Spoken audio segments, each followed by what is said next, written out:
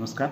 मुख्य परीक्षा की तैयारी कर रहे हो, चाहे संघ लोक सेवा आयोग की बात हो, चाहे राज्य लोक सेवा आयोग की बात हो, जब आप तैयारी कर रहे हैं तो इस दौरान आपके मन में सवाल आने चाहिए। कैसे आने चाहिए? क्यों, क्या, कैसे, किस लिए, कब। जैसे सपोज करो आप पुनर्जागरण पढ़ रहे हैं तो पुनर्जागरण क्यों हुआ, ठीक, कारण क्या थे पुनर्जागरण के, कौन कौन से तत्व इसके लिए जिम्मेदार थे, आर्थिक प्रभाव क्या पड़ा, राजनीतिक प्रभाव क्या पड़ा, सामाजिक प्रभाव क्या पड़ा, ये पुनर्जागरण यूरोप के अंदर ही क्यों हुआ, है ना।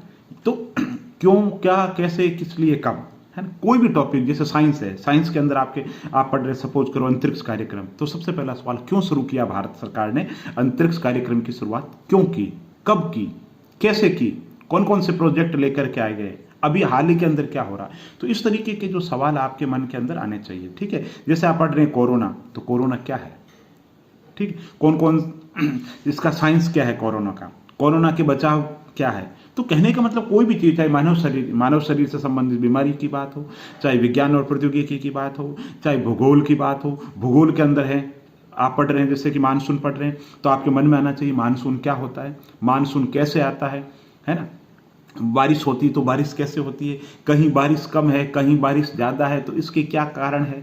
तो ये सवाल मुख्य परीक्षा के लिए आपके मन में आने बहुत ज़्यादा जरूरी है। आप लोक प्रशासन पढ़ रहे हैं और आप पढ़ रहे हैं गुड गवर्नेंस, तो आपके मन में होना चाहिए गुड गवर्नेंस क्या है, क्यों लेकर के आए गुड गवर्नेंस की कॉन्सेप्ट। अभी हाल ही के अंदर केंद्र सरकार या राज्य सरकार जो गुड गवर्नेंस के लिए क्या कर रही है, एज ए स्ट्रक्चर क्या हो रहा, प्रोसीजर क्या हो रहा, बिहेवियर के अंदर क्या हो रहा, ठीक है, और कोई कौन कौन सी संस्थाएं हैं जो गुड गवर्नेंस के लिए काम कर रही है। तो इस तरीके से की जो चीजें हैं आपके दिमाग के अंतर्गत रहनी चाहिए। आप पढ़ रहे हैं, सपोज करो भारत की अर्थव्यवस्था पढ़ रहे हैं, तो भारत की अर्थव्यवस्था आपके मन में आना चाहिए, भारत की अर्थव्यवस्था का आकार कितना है, कृषि का क्या योगदान है, उद्योग का क्या योगदान है, सर्विस इंडस्ट्री का क्या योगदान है, भारत सरकार क्या कर रही है, भारत सरकार के प्रमुख जो विभाग है वो विभाग क्या कर रहे हैं, ठीक है। एक दिन लेकर के बैठ गए, आप फाइनेंस डिपार्टमेंट को लेकर के बैठ गए, फाइनेंस डिपार्टमेंट के साइट पे चले जाइए, देखिए सरकार टैक्स रिफॉर्म कौन कौन से कर रही है, टैक्स कलेक्शन बढ़ाने के लिए गवर्नमेंट क्या कर रही है, ऐसे कौन से गवर्नमेंट उपाय कर रही है जिससे व्यापारी या करदाता परेशान नहीं हो और गवर्नमेंट का रेवेन्यू भी बहुत ज्यादा आ जाए, कौन कौन से नवाचार है जो गवर्नमेंट कर रही है, दुनिया जहान के अंदर नया क्या चल रहा है, इंटरनेशनल इश्यू के अंदर नया क्या चल रहा है, उसका भारत पे क्या इंपैक्ट पड़ रहा है। तो इस तरीके से मन के अंदर सोचो तो उससे बहुत बढ़िया हो जाएगा आपके लिए। आप कला और साहित्य पढ़ रहे हैं, संस्कृति पढ़ रहे हैं, ठीक है, तो उसमें देखो कोई कवि है ना, 100 साल हो गए तो चर्चा के अंदर है, तो उसका योगदान आना चाहिए आपको।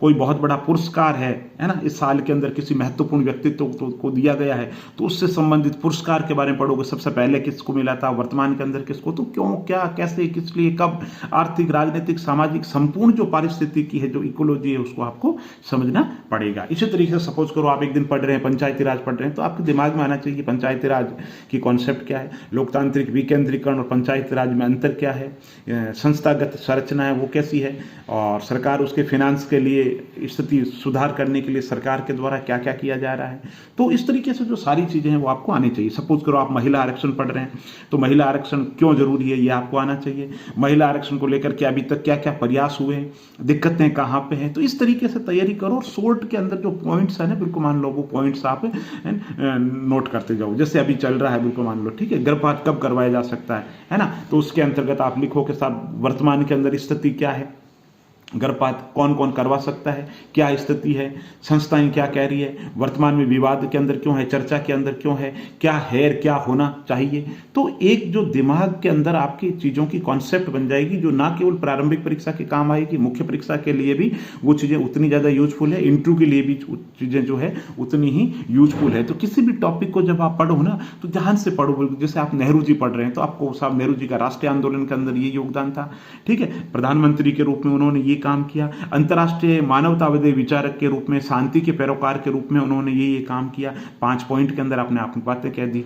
तो तैयारी फ्रेमवर्क इस तरीके से करो, है ना, कि प्रारंभिक परीक्षा के लिए तथ्य भी आपके पास में और मुख्य परीक्षा के लिए चीजें आपके पास में, और इंटरव्यू में वही सवाल पूछे, ठीक है। तो आपके पास में एक दृष्टि होनी चाहिए कि एक भारत के पढ़े लिखे तार्किक और बौद्धिक व्यक्ति से क्या उम्मीद की जाती है, ऐसा आपका उत्तर होना चाहिए। बहुत बहुत धन्यवाद।